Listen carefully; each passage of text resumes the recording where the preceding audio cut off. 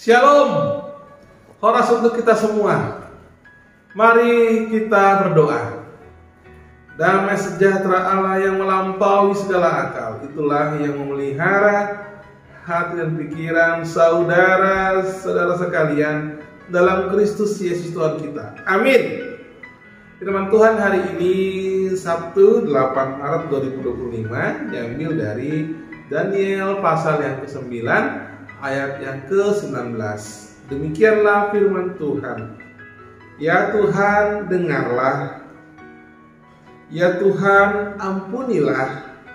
Ya Tuhan, perhatikanlah dan bertindaklah dengan tidak bertangguh. Oleh karena Engkau sendiri Allahku,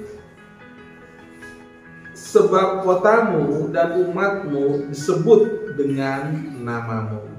Demikianlah firman Tuhan. Nats pada hari ini adalah penutup dari keseluruhan doa Daniel. Jadi dalam Daniel pasal 9 ini adalah doa Daniel di pembuangan di Babilonia.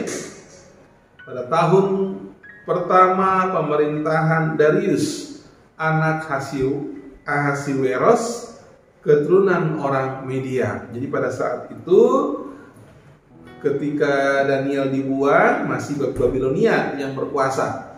Namun setelah itu masuklah kerajaan Media Persia yang mengalahkan Babilonia. Jadi pada saat itu orang Media Persia lah yang berkuasa. Dan mari kita lihat dalam Daniel pasal yang ke-9 ini, ketika apa yang menyebabkan Daniel berdoa, dia membaca kitab Yeremia dan dia memperhatikan bahwa 70 tahun lamanya bangsa Israel akan di pembuangan Babilonia.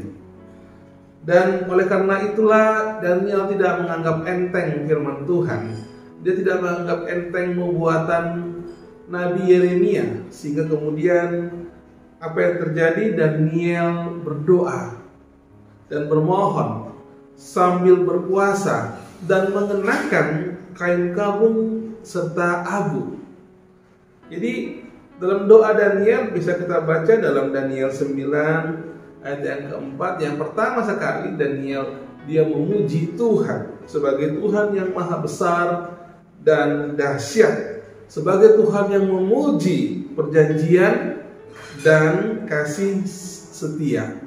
Setelah Daniel memuji Tuhan, dia mengagungkan Tuhan, lalu kemudian Daniel meminta ampun. Daniel meminta ampun. Dalam ayat yang kelima dikatakan, kami memohon, kami telah berbuat dosa dan salah. Kami telah berlaku fasik dan telah memberontak. Kami telah menyimpang dari perintah dan peraturan-Mu. Kami telah berbuat dosa, seakan-akan mengambil seluruh, mewakili seluruh umat Israel pada saat itu. Daniel menjadi pendoa syafaat. Dia memakai kata kami. Artinya Daniel bersama-sama dengan seluruh umat Israel telah bersalah, telah berdosa. Oleh karena itulah kenapa kemudian Daniel memakai kata kami, lalu kemudian dia bersama-sama seperti bersama-sama menanggung dosa yang sama dengan bangsa Israel. Di ayat yang ke-19 ini dikatakan, ini adalah yang menarik. Oleh karena Engkau sendiri Allahku, sebab kotamu dan umatmu disebut dengan namamu. Artinya ketika orang menyebut orang Yahudi, orang Israel, maka pada saat itu, pada saat yang sama, orang langsung mengetahui bahwa mereka adalah bangsanya Tuhan. Bangsanya Tuhan yang dipilih langsung oleh Tuhan. Oleh karena itu, itulah identitas mereka. Kota Yerusalem, umat Israel tidak akan terlepas dari Tuhan. Artinya mereka satu kesatuan sebagai bangsanya Tuhan. Lalu sekarang ini mari kita lihat dalam kehidupan kita. Kita adalah satu kesatuan dengan seluruh umat percaya. Satu tubuh. Kalau dalam 1 Korintus 12 ayat 13 dikatakan, sebab dalam satu roh kita semua, baik orang Yahudi maupun orang Yunani, baik budak maupun orang merdeka, telah dibaptis menjadi satu tubuh, dan kita semua diberi minum dari satu roh. Oleh karena itulah kita adalah satu kesatuan dengan seluruh orang percaya pada Kristus. Satu kesatuan, satu tubuh.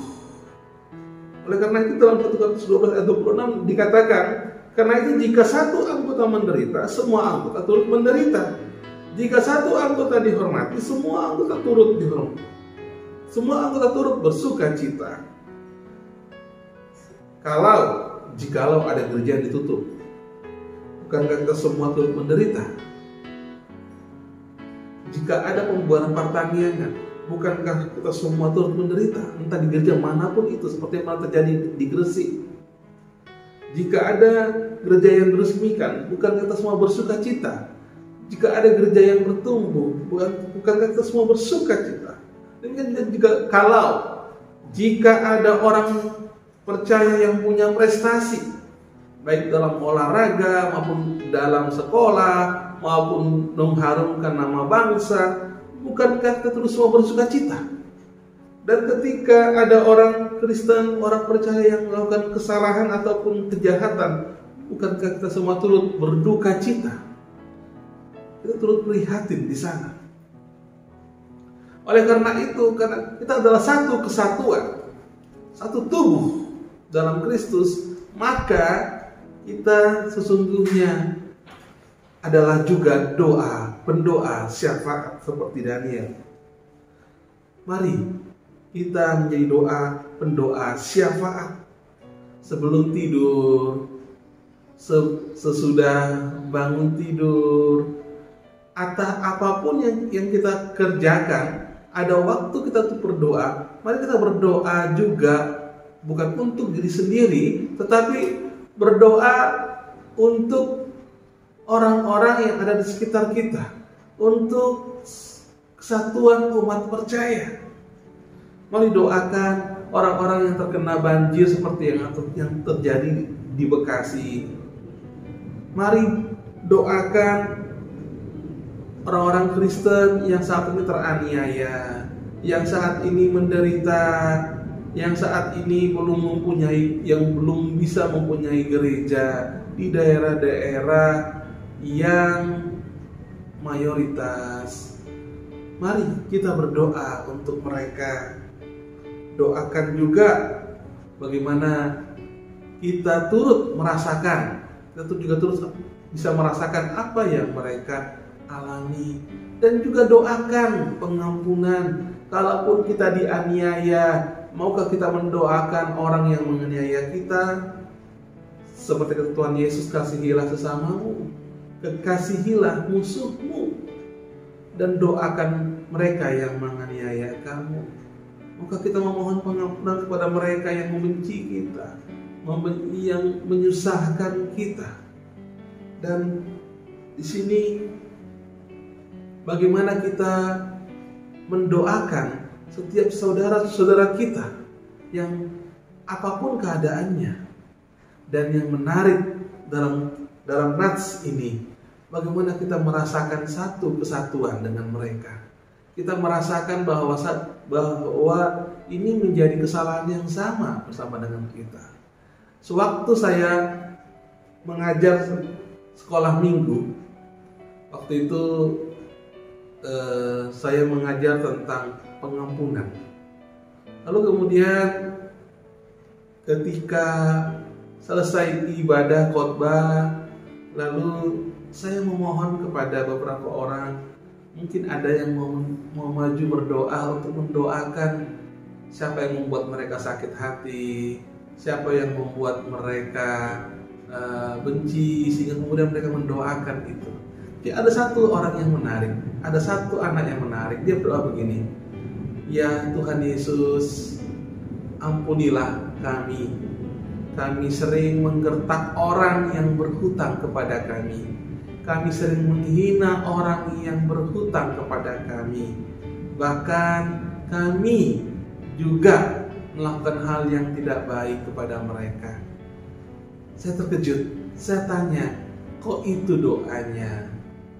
Jadi rupanya mamanya yang memberi hutang kepada orang. Lalu kemudian anak itu melihat bagaimana mamanya melakukan hal-hal yang tidak baik, menggertak, menghina, dan doanya anak ini adalah menyatukan kesalahan itu, menyatukan apa yang disebut oleh mamanya itu dengan dirinya. Ampunilah kami. Jadi saya terkejut dan tertegun. Inilah dia. Inilah doa yang berempati, doa yang merasakan, dan bahkan doa yang bersama-sama menanggung kesalahan yang sama. Mungkin Daniel tidak seperti banyak orang Israel pada saat itu yang menduakan Tuhan, yang tidak lagi beribadah kepada Tuhan sehingga mereka dibuang. Tapi kemudian Daniel menarik kesalahan itu bersama-sama memohon kemenguburan Tuhan. Mari saat ini, mungkin juga di tengah-tengah keluarga, di tengah-tengah hubungan, kita tahu ada kesalahan yang dilakukan. Mari bersama-sama kita memohon pengampunan Tuhan, menjadi sebuah kesalahan yang kita ambil dan tanggung bersama. Tuhan, ya Tuhan dengarlah, ya Tuhan ampunilah. Amin. Mari kita berdoa. Bapa dalam surga, Allah yang kami sembah dalam nama Tuhan Yesus Kristus, terima kasih ya Bapa untuk firman-Mu hari ini. Terima kasih Tuhan kalau kami boleh menghirup udara pagi, kalau kami boleh melihat matahari pagi. Terima kasih ya Tuhan, semuanya karena kasih karunia-Mu. Engkau sangat besar, Engkau sangat dahsyat dalam hidup kami. Tuhan, inilah kami. Bapa, terima kasih. Firman-Mu mengajarkan kami untuk menjadi pendoa syafaat kepada setiap orang. Tuhan, terutama sebagai satu kesatuan dalam satu tubuh dalam Kristus. Bapa, kami semua sama dalam iman kepada setiap orang yang percaya kepada-Mu. Ketika mereka menderita, kami pun ikut menderita. Ketika mereka bersuka cita, kami pun ikut bersuka cita.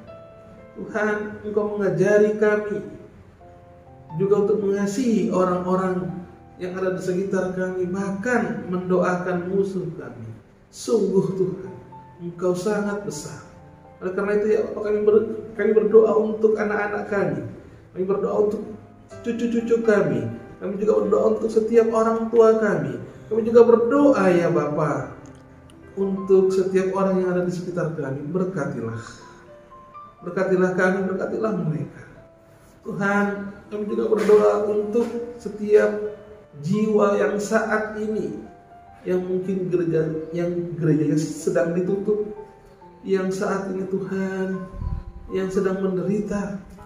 Tuhan, kuatkanlah mereka, berkatilah mereka. Demikian juga dengan korban banjir yang Tuhan yang ada di Bekasi dan Jakarta.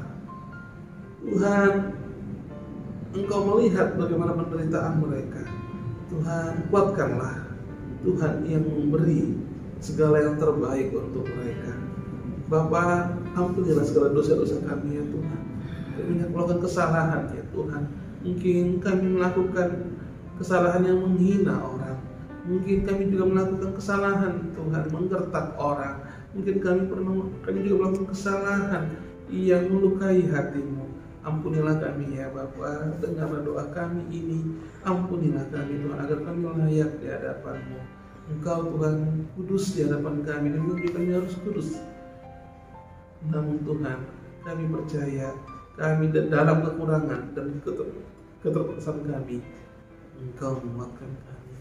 Terima kasih ya Bapa, berkatilah kami semua. Terpujilah Engkau hari ini, esok, sampai selama-lamanya. Kasih karunia dari Allah Bapa dan anugerah dari Tuhan kita Yesus Kristus dan bersatu dengan Roh Kudus itulah yang memberkati saudara-saudara sekalian. Amin. Shalom. Tuhan Yesus memberkati.